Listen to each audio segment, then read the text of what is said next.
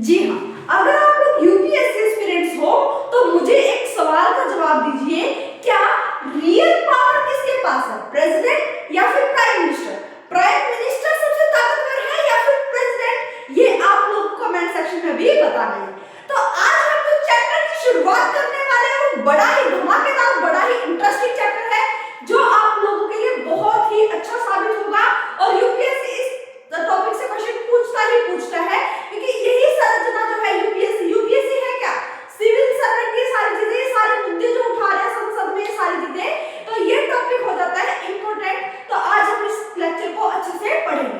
उसके साथ साथ हम लोग इसी लेक्चर में प्रीलिम्स और मेंस के क्वेश्चंस भी करने वाले हैं, तो जुड़े रहें, शांति से पेशेंटली इस लेक्चर को देखते रहें।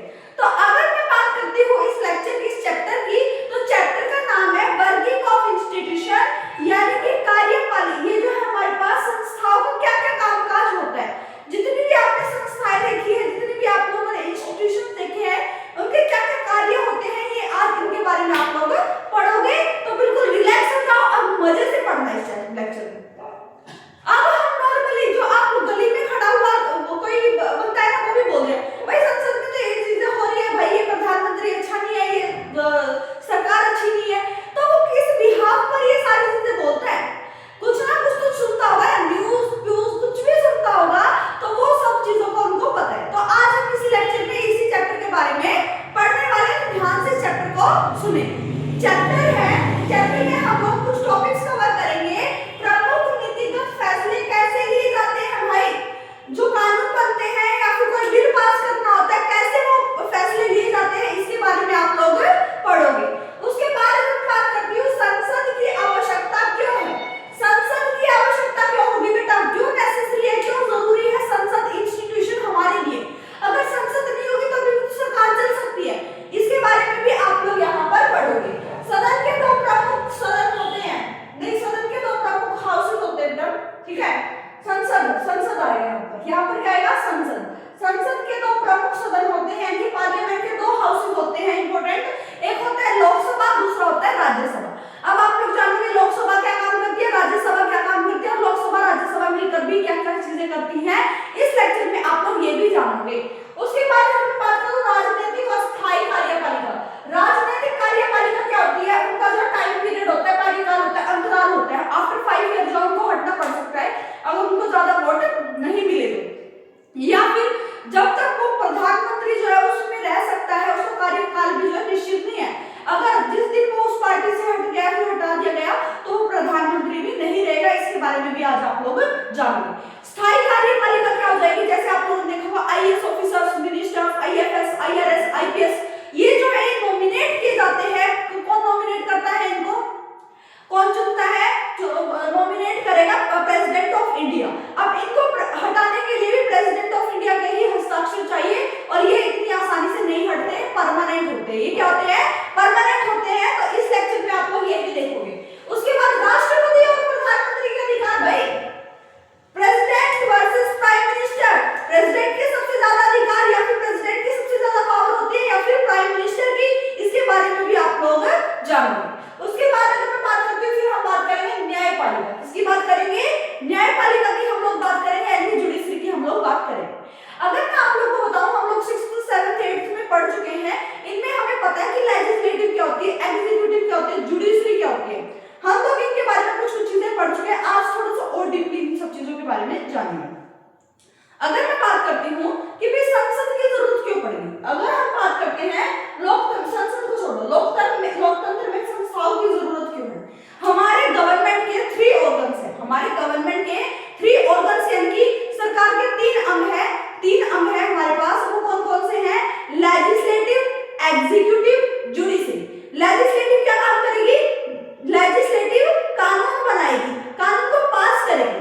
एग्जीक्यूटिव उन कानून को लागू करवाएगी, उन कानून को लागू करना, लागू करवाना किनका काम होगा, एग्जीक्यूटिव का। और इनमें कौन आएंगे, मिनिस्टर्स। कौन आएंगे, मिनिस्टर्स, ऑफिसर्स। अगर मैं जुडिशरी की बात करूं, इनमें कौन आएंगे,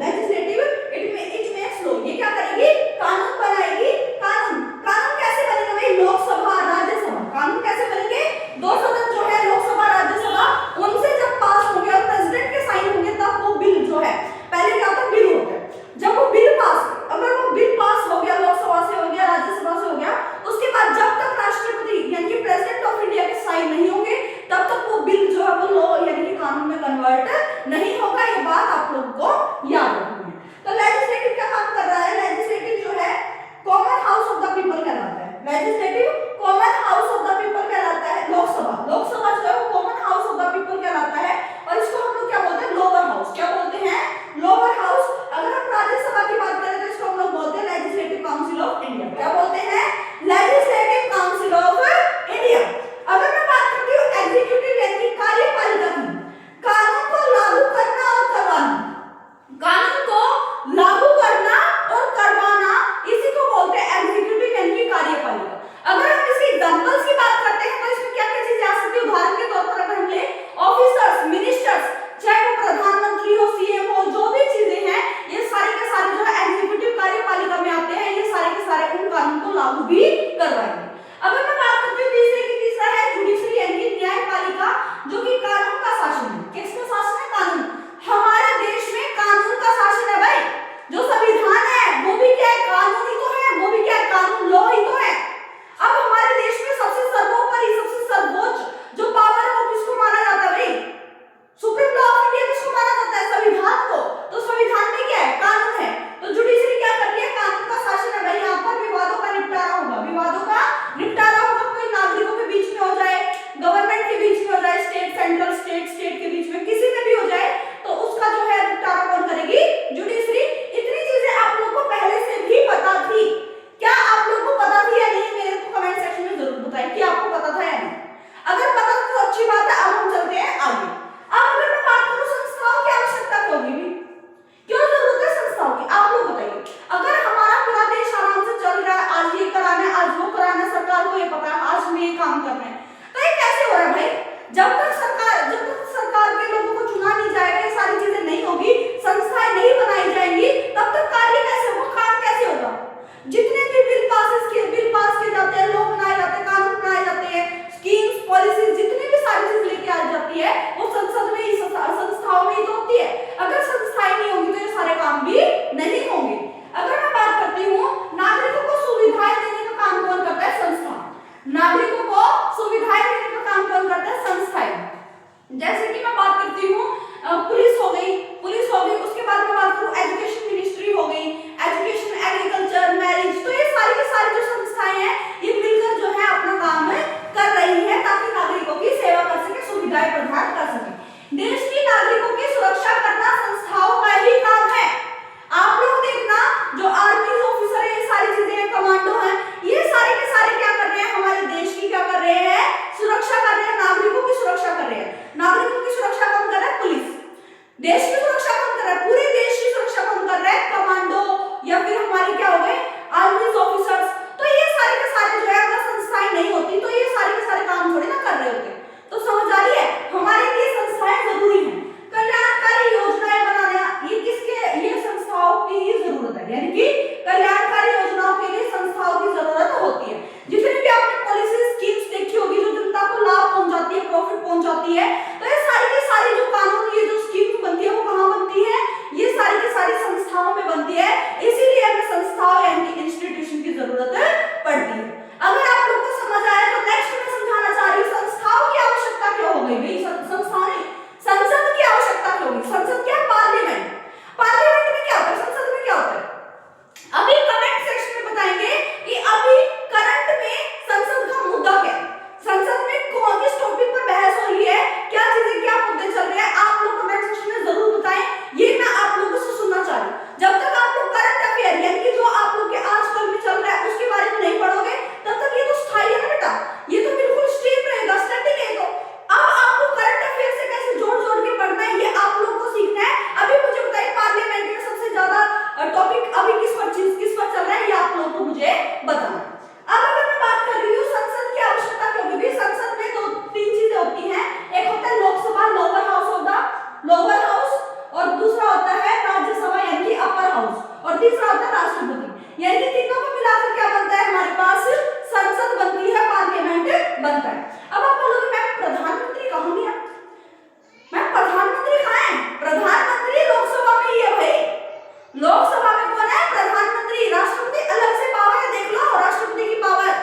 तो संसद किससे बनती है? लोकसभा, राज्यसभा, राष्ट्रपति। लोकसभा, राज्यसभा, राष्ट्रपति, तीनों से मिलकर क्या बन रही है? हमारी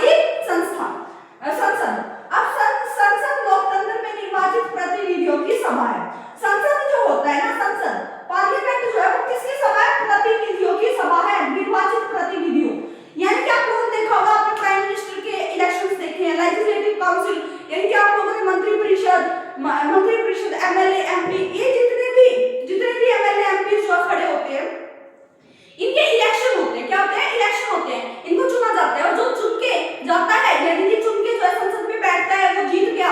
अब वो संसद में जो बैठते हैं ना, उन्हीं को बोलते हैं रिप्रेजेंटेटिव। क्या बोलते हैं? रिप्रेजेंटेटिव, जो संसद में एमएलए, एमपी बनकर हमारे लिए क्या कर रहे हैं? हमारी सुविधाओं के लिए कानून बना रहे हैं। अगर मैं बात करूं, लोगों की ओर से सर्वोच्च अधिकारों का प्रयोग संसद करती है, यानी कि लोगों ने इतनी पावर दी हमको कि हमारे लिए जाकर कानून बनाइए, हमारे भले के लिए काम कीजिए।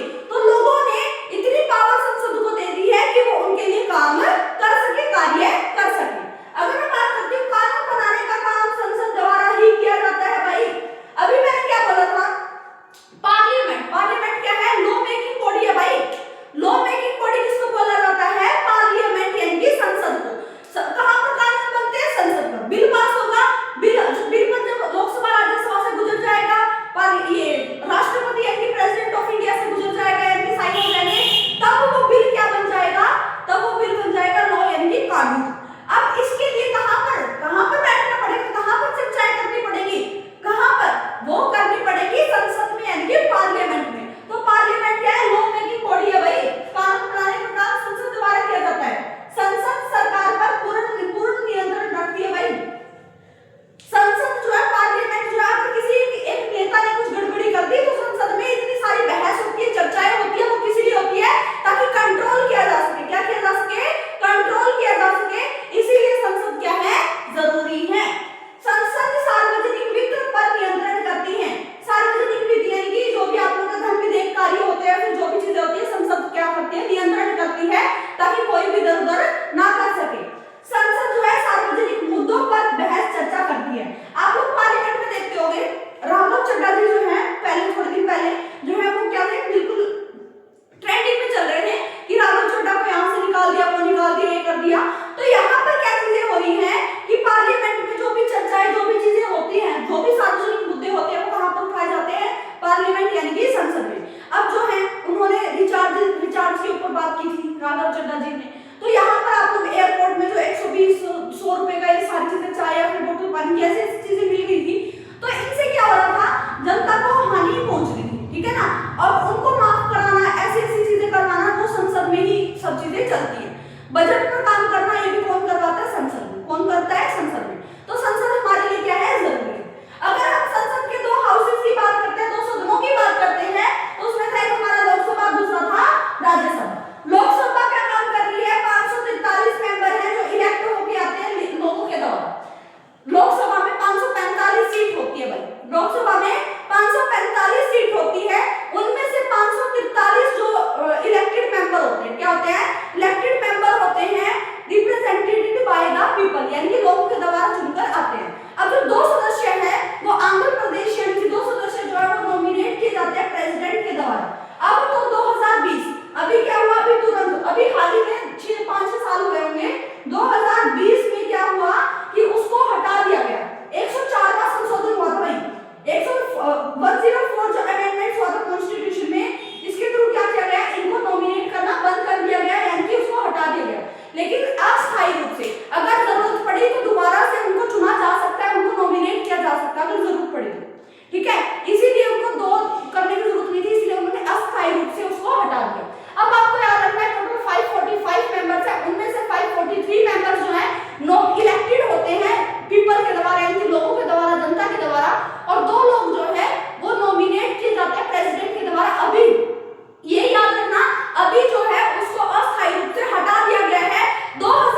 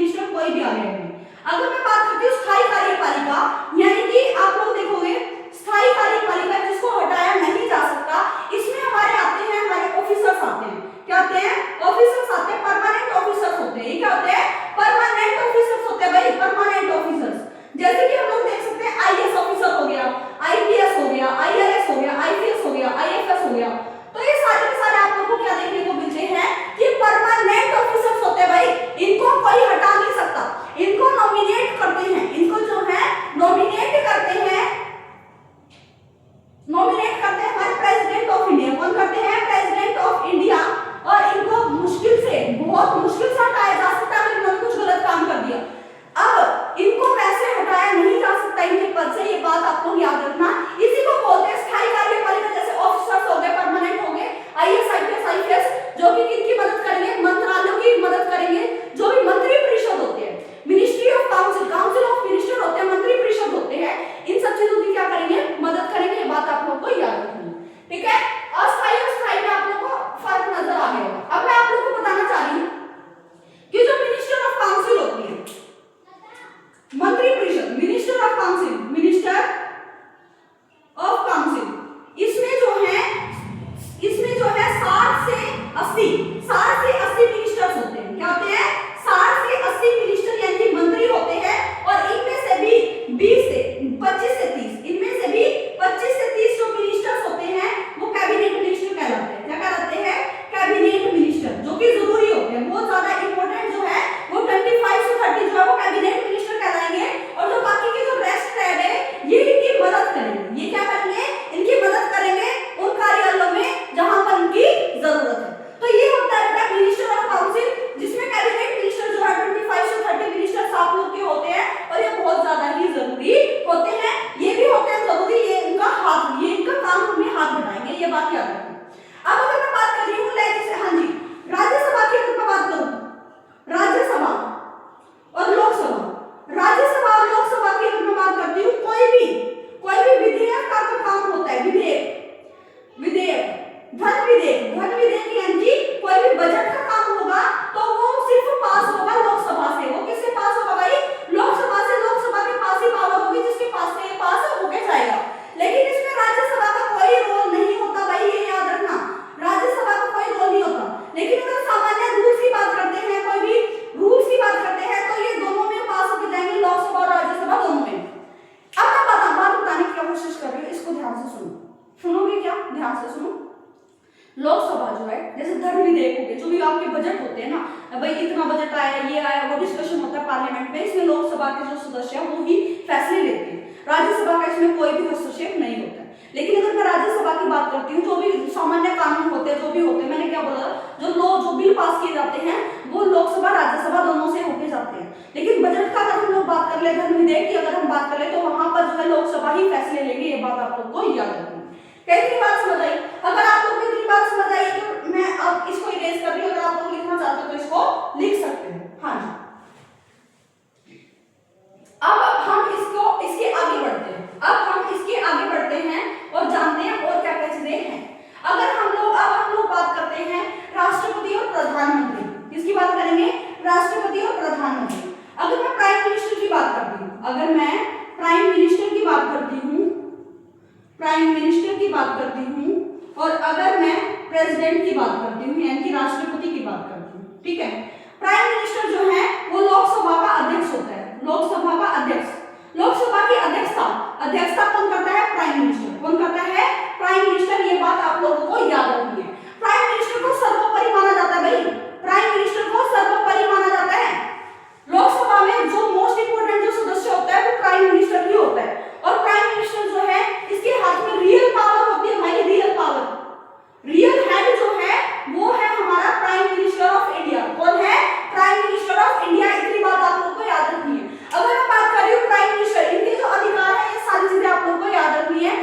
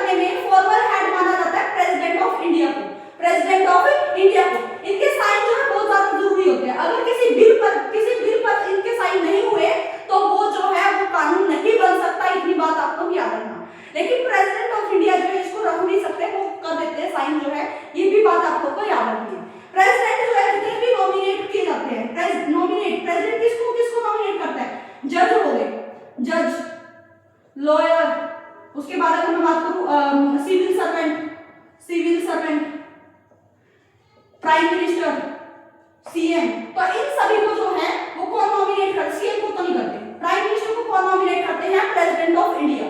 तो इनकी पावर होती है, आप देख सकते हो कि इनकी ज्यादा पावर है, इनको रियल हेड बोला जाता है, इनको फॉर्मल हेड बोला जाता है, ये भी बात आप लोग को याद रखनी है। अगर आप लोग को राष्ट्रपति और प्रधानमंत्री के बारे में पता चल गया, तो अब हम लास्ट के टॉपिक के बारे में बात करने वाले हैं, न्यायपालिका। और बोल बिल्कुल भी मत होना, अभी हम लोग मेंस और प्रीलिम्स के answer writing, mains answer writing की प्रैक्टिस करेंगे, प्रीलिम्स के भी क्वेश्चंस कुछ देखेंगे, तो ध्यान से इस चैप्टर को पढ़ते रहिए। अब मैं इसको इरेज कर रही हूं, अगर अब मैं बात करती हूं आपके पास, अब मैं बात कर रही हूं न्यायपालिका, अब मैं किसकी बात कर रही हूं, न्यायपालिका यानी कि जुडिशरी, किसकी बात कर रही हूं, जुडिशरी, जुडिशरी की अगर मैं बात कर रही हूं, तो यहां पर आप लोगों को तीन जो है वो कोड दिखाई देंगी, ये होती है हमारे पास सबऑर्डिनेट कोड, क्या होती है, सबऑर्डिनेट या फिर डिस्ट्रिक्ट कोड, क्या होती है, डिस्ट्रिक्ट कोड, पहले संरचना बना देती हूं, डिस्ट्रिक्ट कोड, ये होती है हमारे पास हाई कोर्ट, क्या होती है, high court, high court, high court में हमारे पास ये जो है हर स्टेट की होती है, हर स्टेट की जो है हाई कोर्ट होती है। अगर मैं इसकी बात करती हूँ, ये होता है सुप्रीम कोर्ट, यानी पूरे इंडिया का जो कोर्ट होगा उसको बोलेंगे सुप्रीम कोर्ट, ये बात आप लोगों को याद रखनी है। जुडिशरी क्या काम कर रहा है भाई, जुडिशरी डिस्प्यूट को रिजॉल्व कर रहा है, डिस्प्यूट रिजॉल्व कर रहा है, ये बात आप लोगों को याद रखनी है, ठीक है। लॉ जो है उसको डिसॉल्व कर सकता है, अगर जो संसद में जो है लॉ को डिसॉल्व कर सकता है, अगर संसद ने गलत कानून बना दिया या फिर नागरिकों के अधिकारों का हनन हो रहा है, तो क्या कर सकता है, सुप्रीम कोर्ट जो उसको डिसॉल्व कर सकता है, ये बात आपको तो याद रखना है। इसका ये डिसॉल्व करने का जो तरीका है वो कौन सा होगा, जुडिशियल रिव्यू, कौन सा होगा, जुडिशियल रिव्यू, यानी कि जुडिशियल रिव्यू को हम लोग क्या बोल सकते हैं, न्यायिक समीक्षा, क्या बोल सकते हैं, न्यायिक समीक्षा, ये बात आप लोग को याद रखनी है, भूलनी नहीं है, ठीक है। सुप्रीम कोर्ट का जो फैसला होगा वो हाई कोर्ट को भी मानना पड़ेगा और वो सबऑर्डिनेट कोर्ट को भी मानना पड़ेगा। अगर सुप्रीम कोर्ट ने कोई फैसला ले दिया, मान के चलो, मैंने आप लोगों को 7th में भी 7th क्लास में बात बताई थी, अगर कोई चोरी किसी की भी डेथ हो गया, फिर कुछ भी हो गया, पहले वो सबऑर्डिनेट कोर्ट में गया, अलग फैसला है, नहीं माना, उसके बाद फिर वो हाई कोर्ट में गया, उसका भी फैसला कुछ अलग सा है, उसने वो भी नहीं माना, तो क्या हुआ, सुप्रीम कोर्ट में गए। अगर उसने कुछ अलग फैसला दे दिया फिर उनके फेवर में नहीं है, तो सुप्रीम कोर्ट ने अगर कोई एक फैसला बोल दिया तो वही माना जाएगा, उसके अलावा हम लोग कुछ नहीं कर सकते। क्या इनकी बात समझ आई, सुप्रीम कोर्ट का सर्वोपरि यानी कि फैसला सबसे लास्ट होगा, सबसे निर्णय होगा, सबसे लास्ट निर्णय, उसको कोई नहीं बदल सकता, उसके साथ साथ हाई कोर्ट और सबऑर्डिनेट कोर्ट को इसका मानना पड़ेगा। अब जो जुडिशरी में जो भी हमारे जो जज होते हैं उसको नॉमिनेट अभी मैंने बताया कौन करता है, प्रेसिडेंट ऑफ इंडिया, कौन करता है, प्रेसिडेंट ऑफ इंडिया। और ये जुडिशरी जो है हमारी, जो जुडिशरी है वो इंडिपेंडेंट होती है, क्या होती है, इंडिपेंडेंट होती है, इंडिपेंडेंट होती है एग्जीक्यूटिव से भी, कार्यपालिका से भी और लेजिस्लेटिव से भी, यानी कि लेजिस्लेटिव विधायिका से भी, इन सभी से इंडिपेंडेंट होती है हमारी जुडिशरी। ये किसी के दबाव में काम नहीं करेगी और इनको इतनी आसानी से नहीं हटाया जा सकता। अब यहाँ पर आप लोगों के जो चैप्टर है ये हो जाता है फिनिश। अब मैम हम तो बोर से हो गए, पता नहीं क्या चल रहा है, नहीं हो रहा हमसे। अब अगर मैं आपको एक सॉल्यूशन दे रही हूँ कि मैं आप लोग के मेंस और प्रीलिम्स के जो मेंस और प्रीलिम्स के क्वेश्चंस है, जो पीवाईक्यूज है, वो अभी के अभी लेक्चर अपलोड होते ही कमेंट सेक्शन में पिन कर दे रही हूँ। आप लोगों ने अगर चैप्टर अच्छे से पढ़ा है तो आप लोग वो क्वेश्चन अच्छे से कर पाओगे, कोई भी प्रॉब्लम नहीं आएगी। अगर कोई प्रॉब्लम आती है कमेंट सेक्शन में जरूर बताना कि मैम इस क्वेश्चन में प्रॉब्लम आई है, अगले लेक्चर में मैं उसी क्वेश्चन को समझाऊंगी जरूर, अगर आप लोग बोलते हो कि मैम इस क्वेश्चन में हमें प्रॉब्लम आई। लेकिन अभी के लिए आप लोग रेस्ट करिए, खुश रहिए और कुछ देर बाद रिलैक्स होने के बाद आप लोग नोटबुक और पेन लेके बैठ जाइए। अब आप लोग मेंस आंसर राइटिंग भी करोगे और प्रीलिम्स के क्वेश्चंस को भी सॉल्व करोगे। अभी के लिए हम लोग आपसे अलविदा लेते हैं भाई। थैंक यू अगर आप लोगों को ये लेक्चर पसंद आया है। और लास्ट में अगर आप लोगों को डेली ऐसे लेक्चर्स अच्छे वाले देखने हैं, प्रीलिम्स अपना फाउंडेशन स्ट्रॉन्ग करना है, तो आप लोग इस चैनल से जुड़े रहें और डेली की डेली नोटिफिकेशन पाने के लिए डेली 8 PM पर हम लोग लेक्चर अपलोड करते हैं। तो आप लोगों को क्या करना है कि अगर आप लोग डेली इस चीज को देखना चाहते हो तो सब्सक्राइब कर लें, ताकि आप लोगों के पास ये सारी चीजें आ जाए, ठीक है।